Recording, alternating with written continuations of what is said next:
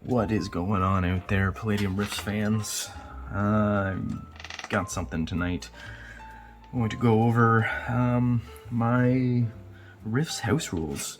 So as you can see, there's a few of them. I've got a single page, just a one-sided single page list of them. And this addresses all of the shortcomings of the rules as written in Palladium Rifts. Now, most of these y'all are probably house ruling anyways, and I was and my high school gang were as well. With, you know, this is the first time I've actually kind of codified everything, written them down, and written it in stone, so I won't forget them and get it wrong, or, you know, these are the best, the best ideas that I've got to make the game just that much more fun, just that perfect balance between cinematic play and realism, and still trying to preserve the feel of the game. So let's get right into this character creation advancement house rule. So I've just got 5 of these. So you can trade. Okay, so when you make a character in Rifts, you get occupational skills, which everybody of your occupation will know. So like a glitter boy, for an example, he knows demolitions. They all know basic electronic, land navigation, whatever, robot, combat, elite, piloting, of course. But then everybody gets like this. The glitter boy pilot gets character gets to select 6 secondary skills, or also get to select 6 other skills from the same categories. So I always liked GURPS, how you can customize your character skills in dumping points here and there. You can focus on a couple skills or be a jack of all trades. I love that flexibility.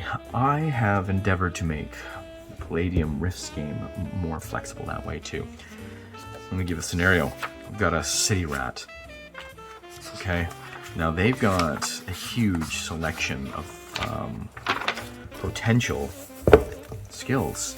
Their OCC skills are few, but then they select 10 other skills and then another 10 secondary skills without the bonuses. So, you know, say I want a party. Say I've got a party of 4 city rats. It would be the whole point, or the most fun I would have, is making specialists. So one guy is, you know, he's a pickpocket. He's amazing at pickpocket. So he needs to crank his prowl, his pickpocketing, his running skill, that kind of thing, right? Shadowing. So in this, as written, he would just get the base level 1, you know, prowl at 25%. But I have made it my house rule that you can dump a skill choice into an existing skill to take it, effectively boost it up a level for each skill slot. So if so like the city rat gets 10 other skills. Say I just want to be a prowling maniac, and I take prowl for one of those skills, so that leaves me 9 skills to choose from. Say I dump another 5 skills slots into prowl, I can jump that up 5 levels. So that would be, it's plus 5% per level, I believe. And so, you know, that's a plus 25% prowl I get to start with, at the expense of other skills, but, you know, that's my prerogative. So that, for me, I get a lot of mileage out of that house rule. It really allows you to diversify. Not every city rat is as equal. You can get more mileage out of a single OCC. The next one is the social mechanics that I mentioned before. Are the social mechanics are totally void, totally missing in this game. And from what I've heard, Kevin Simbita likes to run his games where the players play it out. So if you as a player are not great at fast talking somebody or convincing people, you know, you might be SOL.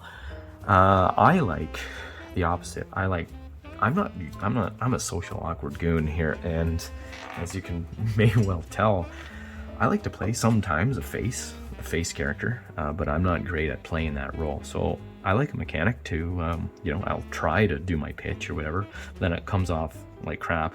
It's nice to have the mechanic to roll the dice, and maybe something I said just happened to strike a chord or whatever. So I have a social mechanic. Everybody gets a social skill equal to their IQ plus their mental affinity plus their physical beauty, and that gives you a percentage. Usually, so the average person would be 30% on that, and then you roll percentile dice.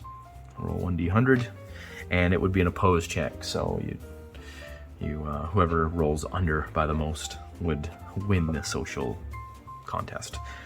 I had the city rats in mind when I actually came up with this, because I went a step further for specific OCC skill for city rats is social engineering. So they take their social skill and they get to add a bonus of 5% per level to their social skill, and they can fast talk, dupe, or /stun one person per level, causing them basically to be mentally stunned for 1 melee on a successful social skill roll. The idea being, you fast talk somebody into considering letting you pass.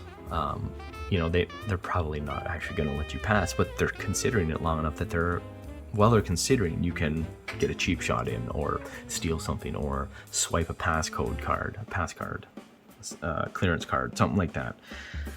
So that's my idea, to make the social more gameable.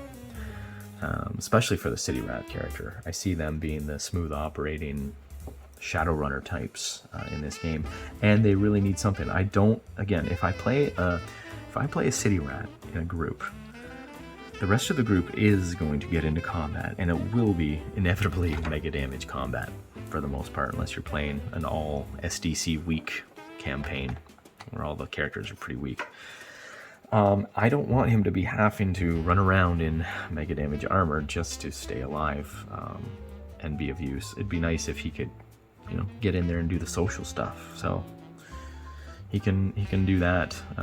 He can sit at the combat if he has something like that, a niche to fall back on. Another house rule I added, I borrowed, I guess, from other systems. I'm not sure what exactly system would be, but Hero's Luck. Each session, a character can re-roll any skilled die roll. So any attack roll or defense roll, or if they have a skill roll, they can re-roll it, take the best. It's basically advantage, I guess, mechanic. And the player can re-roll once per session, per level. So if you're at level 5, you got 5 re-rolls throughout the session, and you can burn them all in the same roll. Now, so you don't slow down the game, you should drop all 5 dice at once. Take the best. But that's Palladium has the experience points and leveling advancement system, and I feel like they've always they've never done much with that. You don't get much when you level up. You get a couple bonuses for your hand-to-hand. You might get an extra attack every 5 levels or so, but it's a little underwhelming when you level up. You get plus 5% to all your skills. That's pretty nice. But I really want to push. I really want people to level up and enjoy leveling up and look forward to leveling up. So this is my attempt to do that. Hero's Luck. And and this can be a deadly game with the mega damage being thrown everywhere, being thrown around. So I also wanted to keep characters alive maybe a bit more. I haven't play tested that one extensively because I never had a character get past level 1, honestly. So by rules, every level you add 1d6 to your hit points. I flip that around. You add 1d6 to your SDC. Your hit points is it's like your life force. That's serious injury, and to me, you can never really make yourself more tougher that way. But superheroes, you can up your SDC. That's taking bruises, but you can just take more of a beating, sure. So for me, that I put that up per level, not hit points. And I like to, I love the idea of attributes not being set in stone after character creation. So I allow an attribute bonus of +1 to an attribute every even level. And you cannot just always up strength every level. You can't apply the +1 attribute bonus to the same attribute you did last bonus. So you have to at least flip-flop between 2 attributes to simulate your character getting more experienced and just toughening up. You're getting smarter if you're adding it to IQ, or you're getting tougher if you're adding it to PE, physical endurance, which will in turn up your hit points, etc. The next category of house rules I have are OCC specific changes. So this addresses some things. Example here, Cyber Knights. Now, the Cyber Knight is a great concept, but I feel like they just come up so short of the concept, the cool factor built into the character concept. Cyber Knights, by my house rules, can attempt to parry incoming ranged attacks like energy rifles, lasers, bullets, anything. They do so at -5 and may add their parry bonus. So of course you have to do this you have to parry with a weapon capable of taking the punishment, and that would be obviously for the Cyber Knight his Psi Sword. It's an indestructible piece of force.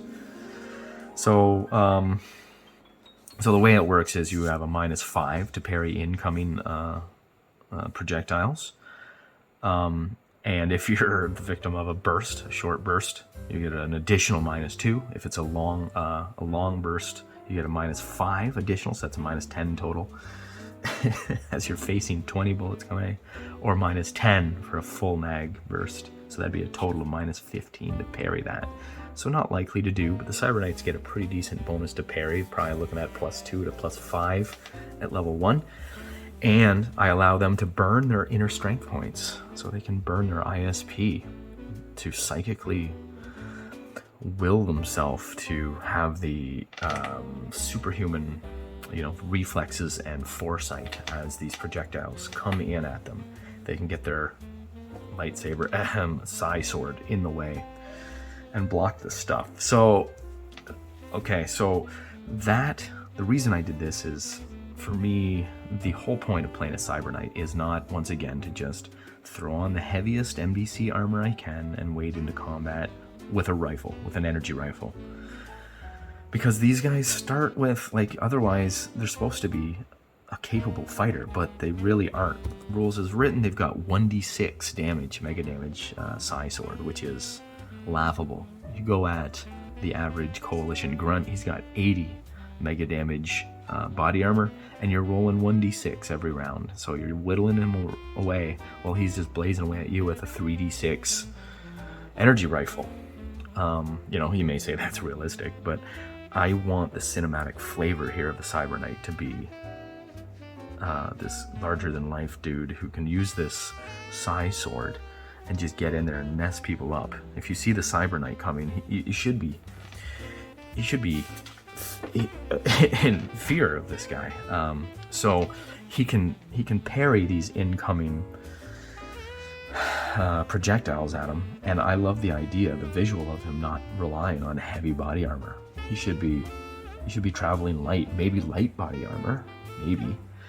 But they come with cyber armor, which has an armor rating, so you can shoot around it. If you roll high enough, it ignores it anyways by the rules.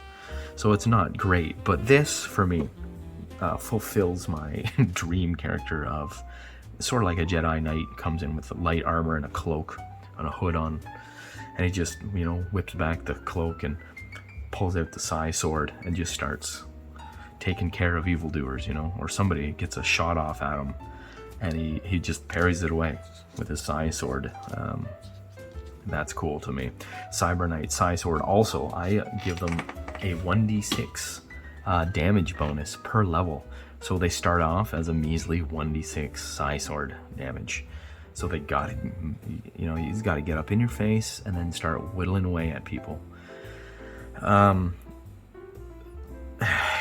but you know, if you make this Cyber Knight last till 10th level, he's now doing, you know, 10d6, 10d6 damage.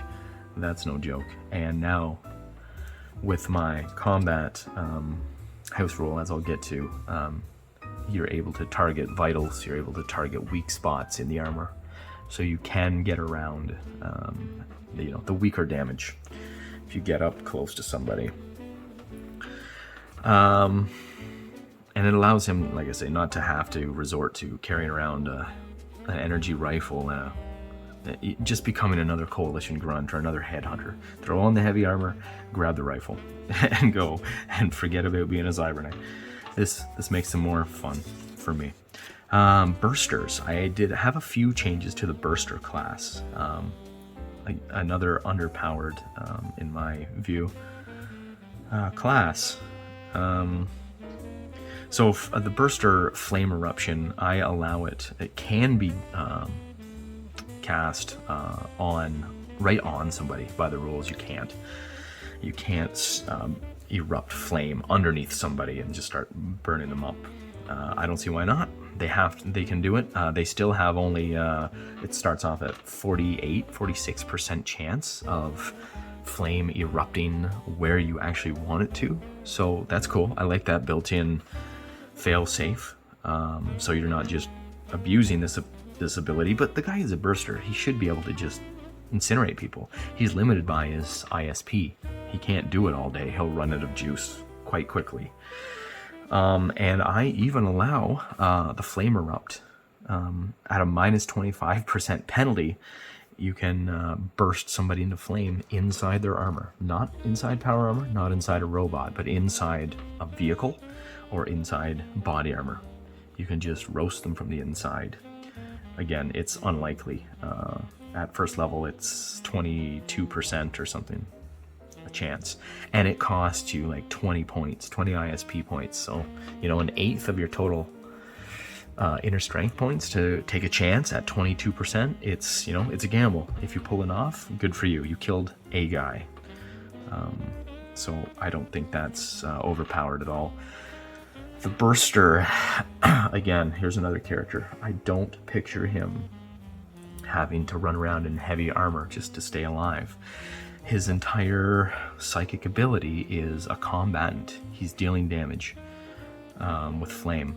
I don't want him to be such a glass cannon that he has to be wearing mega damage armor. It just ruins the whole character concept for me. So I have mitigated that by having a house rule where if he bursts into flame, he does his flame aura. Again, it's not a subtle ability, so you know the guy's you now know the guy is a burster. If he is willing to burst, flame burst, and do the flame aura, any incoming projectiles, he can spend inner strength points for every 5 mega damage incoming to just neutralize the damage coming in. So by the book, a burster suffers 1/10 the damage from heat source attacks. So that's ion pistols or ion weapons, that's plasma weapons, and that is laser weapons because they do damage by burning. So he's already taking 1/10 damage, and in my mind, in my twisted little mind, if he spends the extra inner strength points to just overwhelm and overflame that incoming, he's basically just neutralizing that damage. You know, a little bit of hand wavium going on there, but so for every 5 mega damage that he suffers, he can spend 1 ISP to neutralize the damage. He won't be able to take too many shots before he runs out of ISP. So much like the Cyber Knight with his costly parrying ability, it takes ISP to be able to parry incoming stuff. They can keep that up for 2 melees at level 1, like 1 or 2 melees, maybe 3. But depending on the amount of incoming barrage they're facing, they're gonna fall quickly. So that's perfect. That's right where I want it. That's the sweet spot for me. They're super cool. They don't have to suit up in armor. They can be unique. Walk in, do some damage, take some damage without dying. And yeah, but they can't hold up for long. It's still no substitute for the guy in the power armor. He's just standing in there taking barrages. Oh yeah, and the flame aura will just melt incoming railgun or bullets or whatever. It's just splashing hot metal off them. And I added the burster gets a plus 1d6 to all his damaging abilities at levels 3, 6, 9, every third level. Because by the book, he never, he could be 15th level and he's still doing 2d6 damage on his flame bolt projectile. That's really weak. Really weak. Next I have, okay, so the Body Fixer and the Cyberdoc characters in this game. I don't know anybody who's ever much considered playing one. We never considered them. Because they're a little bit lame. So I wanted to make them a little more useful, I guess, short end of it. So I have stim packs, like the old StarCraft stim packs. These cost $5,000 and only can be used by a person with the MD skill. So that by default is the Body Fixer and the Cyberdoc to a lesser degree. So these guys can apply a stim pack to a character, an injured character or dying character at any time. And but the fun part here is, so the MD skill is rolled. It takes an entire melee. So you run up to your injured comrade, you spend all 4 of your attacks that round or whatever you have, and you have to make a diagnosis roll for under your MD skill. If you succeed, you then make another, just a normal MD medical doctor roll. And if you succeed at that, that's how many hit points or SDC are immediately gained by the victim. So it's a quick shot of adrenaline and crazy chemical concoction. It jumps the guy right back up to life, but it inflicts a permanent -1 modifier to an attribute, one of the 8 attributes. So you just roll a d8 and pick an attribute, and that is reduced by 1 permanently. So that, for me, simulates, the side effects of these harsh drugs, like it brought you back to life or brought you back up instantly, some health and adrenaline, but it takes its toll. Maybe it caused some brain damage if you, -1 to IQ. Or if it was your physical prowess, it takes away some of your reflexes and your coordination. You're jittery now a bit, maybe. But that's the price you pay. Yeah, so the next one is social engineering, which I touched on already. It's a city rat only skill. It allows them to add 5% per level to their social skill. And they can fast talk people. So, yeah. So those are the character specific and character creation house rules. There's enough of them. There's enough rules here. I wouldn't want to add any more. I think this is quite an exhaustive list. So some purists, I'm sure, would be like, this isn't even Palladium anymore. The things have changed. It probably gets a little worse on combat section. So let's go into that. My combat house rules. So mega damage to soft targets. So as I was speaking about the Cyber Knight or the Burster, I want them to be viable characters in combat without having to resort to just layering up in body armor like any bandit or headhunter or coalition grunt soldier. I want them to be unique and use their abilities to get by. So to that end also, my house rule for mega damage against soft targets like humans, unarmored humans, are SDC creatures, and if you shoot one with an MDC pistol, say, it's a 1d6 MDC pistol, rules as written, if I roll a 1 on the d6, that's 100 damage to the SDC guy. My Burster I created, for instance, he's got hit points and SDC totaling of 20. So that guy's killed 5 times over by those rules. But I argue that, You know, it's possible that like an armor-piercing round in today's high-powered rifles, say you take a 50 cal and you have an armor-piercing round in it and you send that through a person, it passes through them so quick and doesn't expand or mushroom the ballistics of it. It doesn't actually deal as much wounding damage as a 9mm with a hollow point 9mm. Maybe a hollow point's a bad example, but you get the idea. So for me, these energy rifles, especially the lasers and things, they've got the penetration power, but it's so good at penetrating mega damage armor and structures that it passes right through people, just poking a small hole and then cauterizing it too. So the house rule is mega damage actually is converted to SDC damage when used on a soft target, like a human flesh, an unarmored target.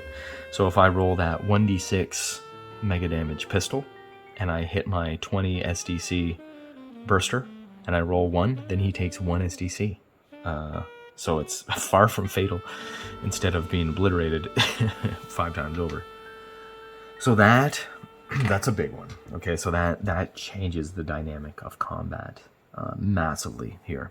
Suddenly, now my Cyber Knight or Burster can join in the front ranks of combat, and when they run out of inner strength points trying to defend themselves, and say they take a so they take a burst from a Samus railgun, that's still 1d4 times 10, so that could be 40 damage SDC. That's still gonna just mow down twice over my burster. So that's realistic, fair enough. He just got punched full of holes so much that he is still dead.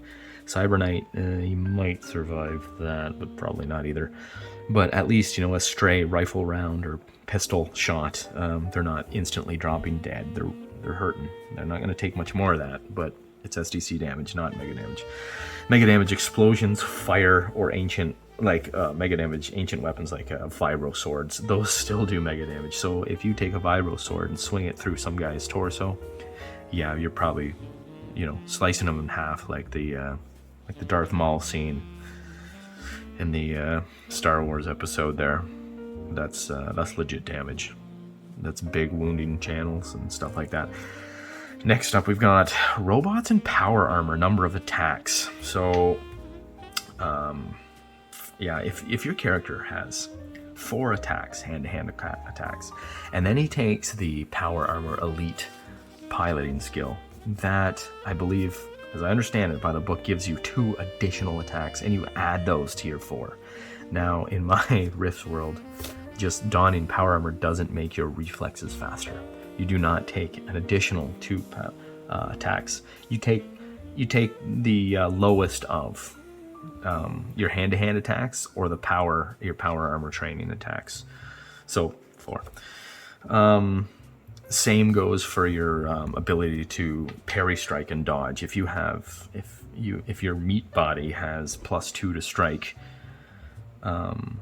and your robot targeting system has +2 to strike, you don't add those. You're not suddenly better. You take the best of the 2. Now, strike is actually bonus to strike. That is actually gray. If you're using the weapon systems that's just for melee.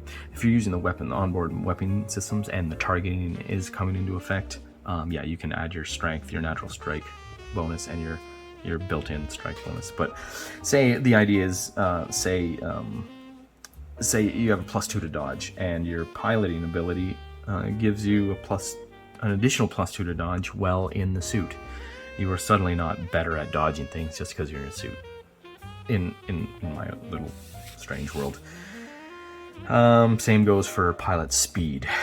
Your running speed is still the fastest you can run in your power armor. You do not automatically able to run 80 miles an hour in your power armor. You take the lowest of your human speed or the power armor speed. Robots in power armor can attempt to dodge fire,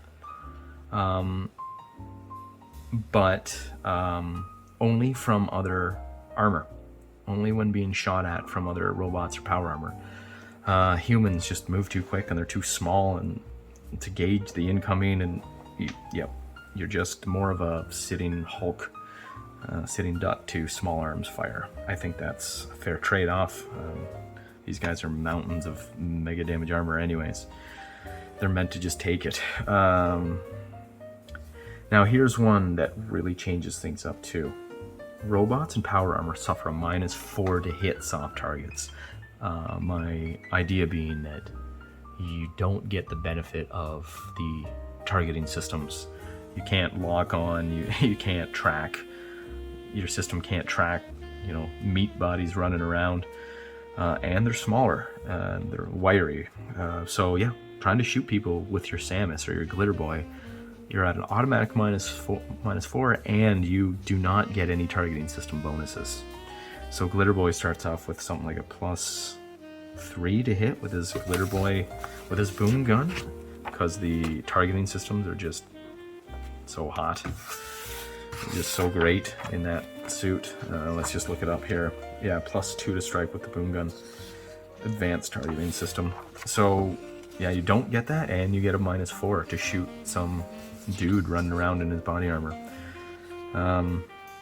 It just makes people a little more survivable, and for me, realistic, more playable, more fun.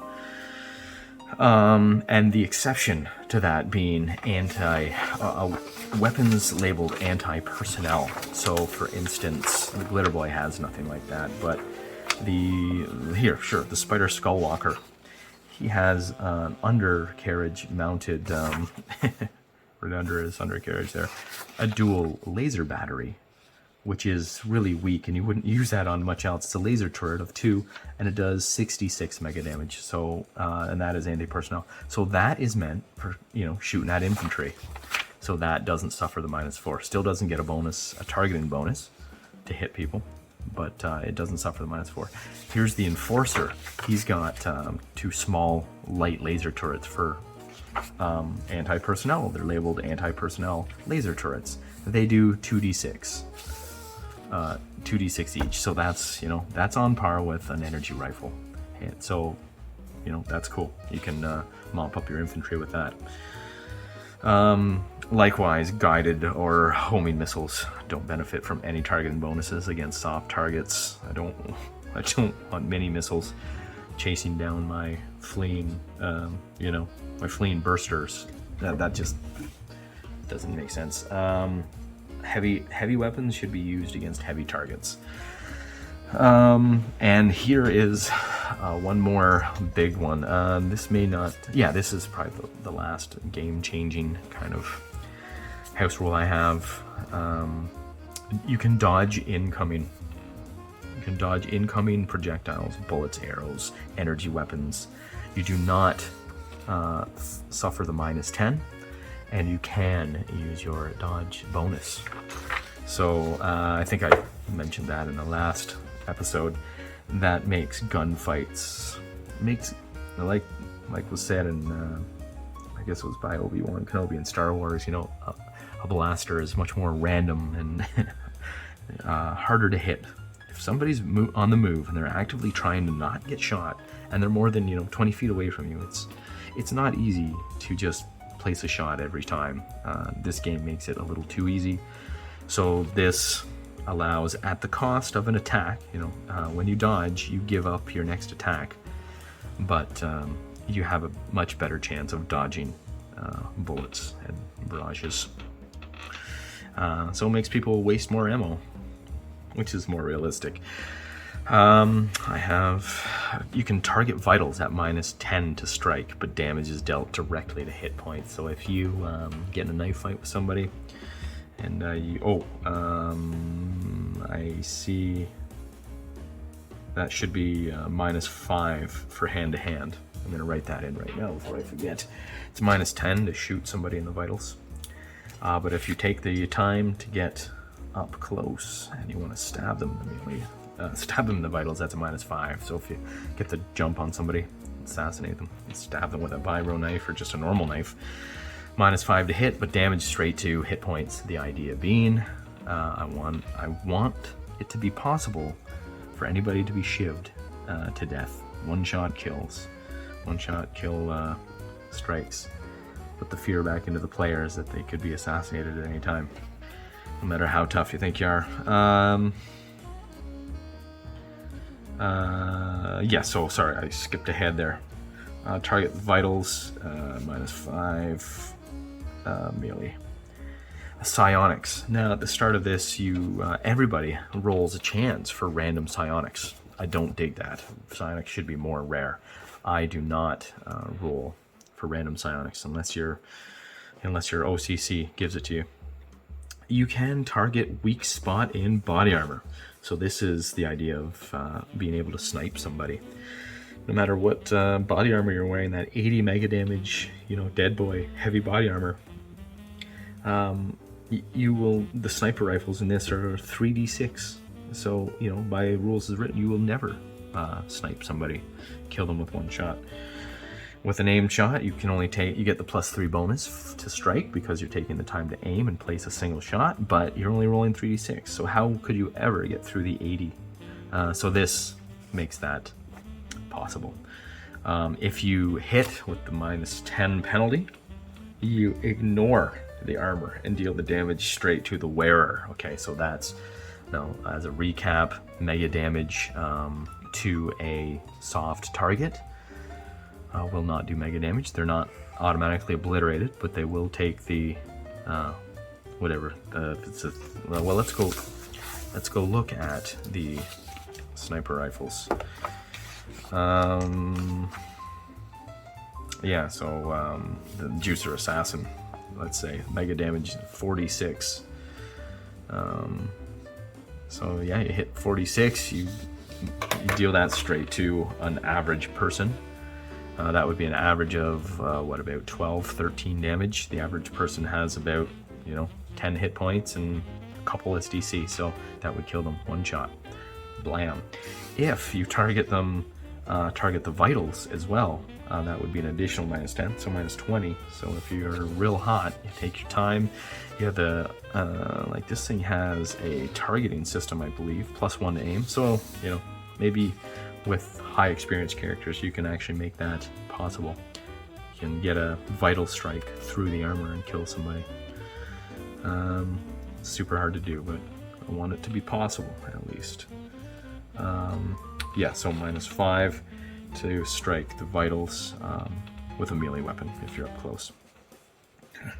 And that's about it for combat rule changes. Some of them fairly drastic, as you can see, but it makes it a lot more fun for me, for my style of play and my tastes. And I will play out some scenarios using my house rules, and you can see for yourself how it plays out. See how much fun I'm having, giggling like a schoolboy. Moving on, the rest is mostly railgun ammo costs are $2 times the max damage of a single round. So an example, a Samus railgun, a full reload of its 2,000 rounds on board would be $16,000. Okay, so not super cheap, but you got to keep these characters spending their money, spending their loot. They got to get out there adventuring, and they got to salvage stuff. They got to bring stuff home. All these prices, and they steadily go up as we go down the list here. The idea being that this is post-apocalyptic world, and this high tech stuff is hard to come by, for one, and when you do, it's costly. So you're always out, in the wastes, trying to salvage or discover a cache of pre-Rifts artifacts, or dungeon delving into old sewers and ruins and stuff, looking for valuables that you can sell on the black market to fund your war machines. So And that is why, not just anybody can afford this stuff too and maintain it. You got to join the coalition if you want to fly around your Samus all day, hosing fools down with your railgun. You need the backing of a massive population's tax money to keep you up and running. So power armor mega damage repair is $25 per MDC to repair. Robots and bigger power armor, basically robots, enforcers, stuff like that, $50 per MDC. And here's where we get interesting: the Glitter Boy. This is ancient tech, and nobody can reproduce it really in the Rift's Earth. While there's Free Quebec, who supposedly have some, whatever. We won't get into those details. On the whole, the world cannot reproduce the Glitter Boy. It is advanced tech that has been lost and cannot be manufactured for the most part. So it is $200 per MDC to repair that sucker. That is prohibitive. Okay, so you and the shots to restock up in ammo, that's 1K per shot. So the Glitter Boy boom gun is ridiculously powerful. It is potential 180 mega damage in a single shot, whereas the next closest thing is the Skull Walker with 2d4 times 10, so that's 80. Okay, so they can do a maximum of 80 mega damage on a massive 25-foot tall robot. Yet this Glitter Boy can pull out 180 damage, and he's only a 10-foot power armor. So, to keep him from just, pwning everyone, I've got these other things in place, these other rules. So he would be only doing STC damage to soft targets, but I mean 180 damage. It doesn't matter who you are, you're flayed. But this makes the Glitter Boy pilot character, in my limited experiences, it makes him a lot more reluctant to just whip out that boom gun and just hose fools down on a whim. He's calculating, he's placing his shots. If he's not likely to get a shot, like if it's too hard of a shot, he's probably not going to pull the trigger. He's going to save the darn money. And I like that. That makes for interesting role playing. It gets the Glitter Boy pilot, dare I say, out of his armor more often, and doing infiltration stuff with the rest of the party, and not always wanting to just sit in his armor.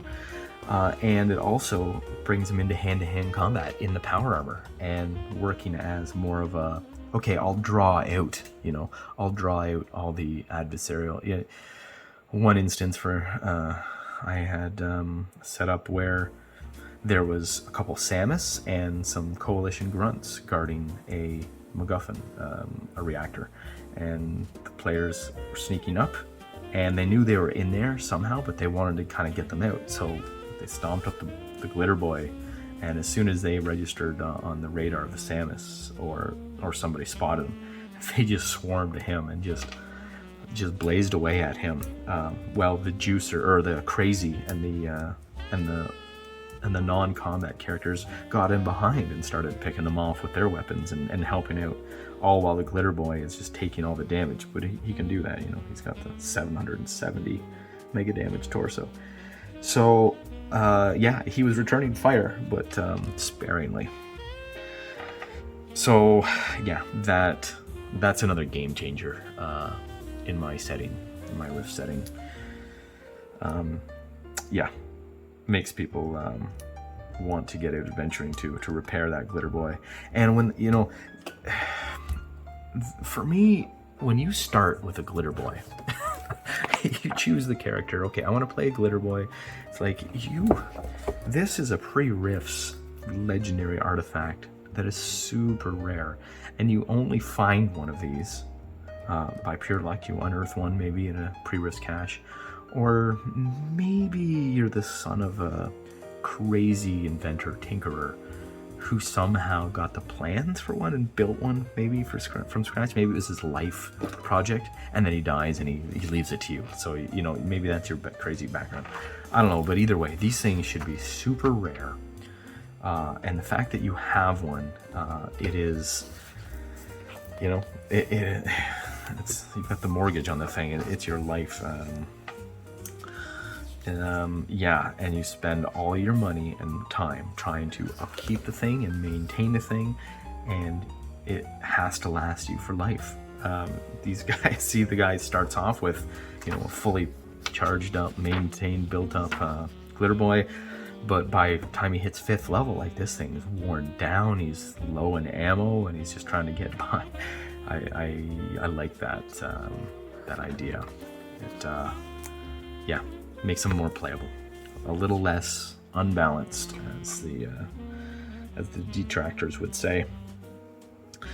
And last but not least of my house rules, so there's no rules that I have seen for minis, for playing Palladium with minis. So these are my quick and dirty minis conversion rules. So 1 hex or 1 grid square is 2 meters in size, so that allows your Samus power armor, your glitter boy, to fit on a hex just like every normal person. And your move is based on your speed attribute. Your speed attribute specifically times 5 divided by the number of attacks per melee. That's how far you can move in one attack. So you can burn your attack. So say I've got 4 attacks and here's the example. If I've got a speed of 10 and 4 attacks, I could spend an attack to move 6 hexes, so that's 12 meters. Or if you want to do the typical, you know, move an attack, you can only move half the speed. So that'd be, you'd move 3 hexes, and then you could make your attack. Or any combination thereof. Move 1 hex, attack, and then move your additional 2.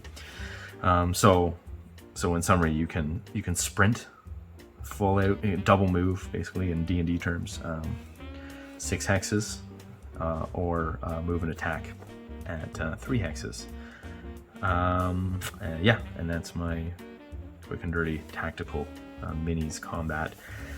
So, as mentioned before, I will be playing through some combat scenarios with my characters I rolled up, and using my house rules, and you'll see how the game plays. It changes the game a little bit, yeah, hopefully you enjoy that.